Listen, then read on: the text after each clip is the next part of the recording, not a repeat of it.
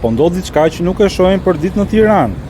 Makina me logo të huaja, me flamuj dhe nuk janë thjesht turistë. Këtu, te Pallati i Kongreseve, janë parkuar makina zyrtare të Giro d'Italia. Dhe po, për herë të parë, kjo garë nis nga Shqipëria. Këto makina që po shihni në pamje janë për drejtorët e garës, gjyqtarët dhe ekipet teknike. Janë ata që drejtojnë, kontrollojnë dhe vendosin rregullat gjatë garës. Shumë prej tyre kanë dhe mbi shkrimin Rejste Xhami. Pash dhe autobusin e parë që mbërritet në sheshin Nën Tereza, dhe ai ishte i ekipit të Kofidis. Tirana sot ka një aromë italie dhe duket sikur është qyteti 926 i atyre.